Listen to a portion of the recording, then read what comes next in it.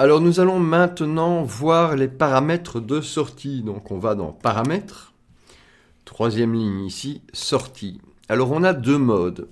Un mode simple, ça c'est simple, on a le streaming et l'enregistrement. Donc la sortie de votre vidéo, comment votre vidéo va être rendue. Et on a un mode avancé, voire même compliqué, où on a la même chose, on a le streaming et l'enregistrement, mais là on peut également gérer l'audio et les tampons de relecture ou pas.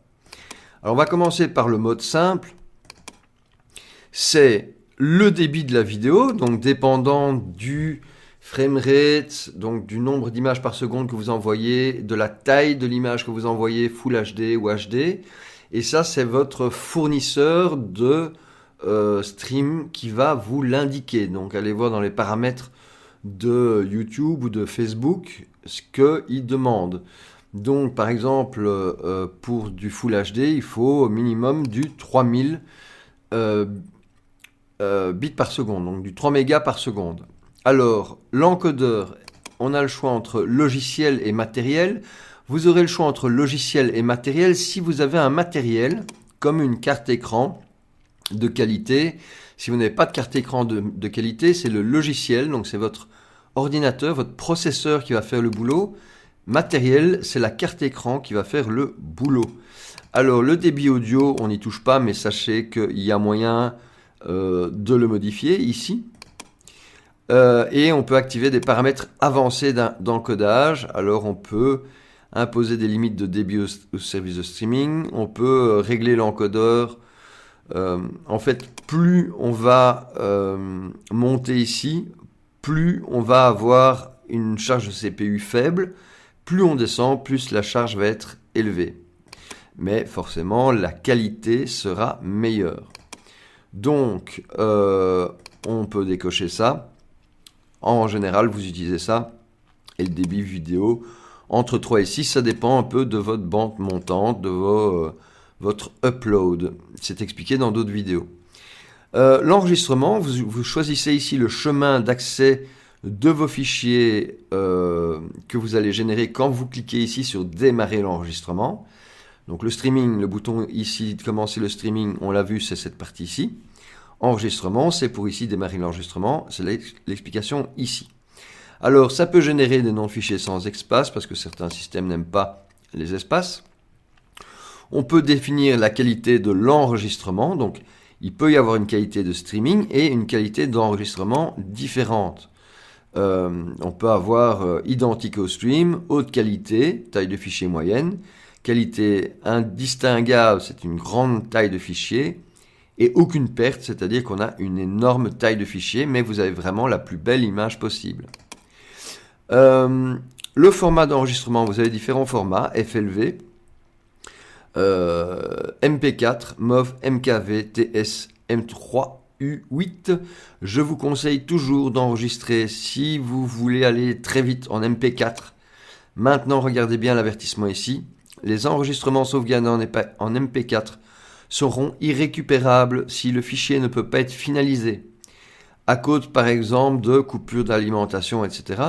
Si vous voulez enregistrer plusieurs pistes audio, pensez à utiliser MKV et convertir l'enregistrement en MP4 après qu'il soit terminé. Fichier, convertir en enregistrement. Donc je vous conseille de sauver ici en MKV, d'utiliser l'encodeur que vous pouvez utiliser de préférence matériel, c'est-à-dire votre carte écran, ou sinon vous prenez du H200, du 264, et il n'y a pas de paramètres de mixeur. Donc voilà. Et donc une fois que vous avez vous avez enregistré dans votre répertoire ici, user ou user vidéo, votre fichier MKV. Je fais OK. D'ailleurs, je vais l'enregistrer. Je vais faire ça. Je vais démarrer un enregistrement. J'arrête l'enregistrement. Je vais dans Fichier, Convertir en enregistrement. Donc je vais aller chercher dans User, Vidéo. Quelque part, j'ai le MKV de aujourd'hui. Voilà, c'est bien aujourd'hui. Je clique dessus. Et puis, je fais Ouvrir. Ensuite, il me propose le fichier cible dans le même répertoire en MP4. Je fais Convertir. Ça va très vite. Le fichier était petit, mais ça va très très vite. Il n'y a pas une génération comme quand on crée une vidéo. C'est beaucoup plus rapide, donc ce n'est vraiment pas un problème de sauver en MKV, parce que là vraiment, s'il y a un plantage quelconque, en autre chose que MKV, vous perdez votre enregistrement. Donc on va retourner dans paramètres sortie, et donc on a maintenant le mode avancé. Le mode avancé, vous pouvez zapper la vidéo si vous n'êtes pas intéressé, mais ça vous permet de savoir combien de pistes audio vous allez utiliser. Donc il y a moyen d'enregistrer plusieurs pistes audio, d'avoir plusieurs pistes audio. L'encodeur de nouveau ici. Une mise à l'échelle ou pas. Donc moi je capture en 1920 x 1080 en Full HD et je laisse en Full HD.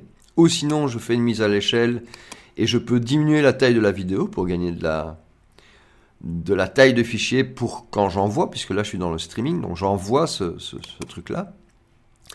Alors ici on a le droit entre CBR, en fait tous les autres je sais pas, mais enfin non, CBR, ABR je connais, ou VBR à mon avis. Donc c'est le Continuous Bit Rate, donc c'est un taux continu avec un asynchrone, je pense, est variable, donc ce sont des bits variables, et donc ici on envoie toujours le même truc. Donc ici par exemple, vous avez remarqué que ici dans le simple on avait mis 3000, mais dans l'avancé c'est pas la même chose. Donc ici on va mettre 3000 aussi, et on a, très important, les intervalles d'images clés. Facebook, YouTube exige une image clé toutes les 2 secondes. C'est hyper important. Quand vous vous baladez sur la réglette YouTube, c'est les petites images que vous voyez apparaître. Et donc, si vous ne mettez pas ça, si vous mettez à 0 ici, il va vous accepter de faire votre stream, mais il va vous dire qu'il y a un problème. Et ce problème, c'est les intervalles d'images clés. Alors, de nouveau, l'utilisation du CPU. Donc plus c'est rapide, moins vous utilisez votre CPU, mais moins l'image sera bonne. Profil, je n'utilise pas, et réglage, je n'utilise pas non plus. Donc voilà, au niveau de l'enregistrement, même chose. On a un type d'enregistrement standard ou personnalisé FFmpeg. FFmpeg, c'est un autre truc pour du local, pour pouvoir transcoder vos fichiers vous-même, ce que vous ne ferez probablement pas. Donc prenez standard, vous avez le chemin d'accès, de nouveau nom de fichier avec ou sans espace, choisissez le format MKV, le nombre de pistes audio que vous voulez avoir et le type d'encodeur que vous voulez prendre. Mise à l'échelle ou pas, et puis de nouveau bit continu, on va mettre ici, comme par exemple on est en enregistrement, on peut passer à 12 000, on peut mettre beaucoup plus de qualité que pour le streaming.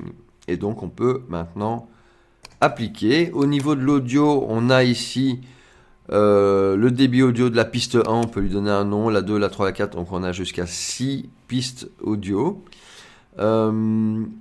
Personnellement, je n'enregistre pas les pistes audio sur des pistes différentes. Enfin,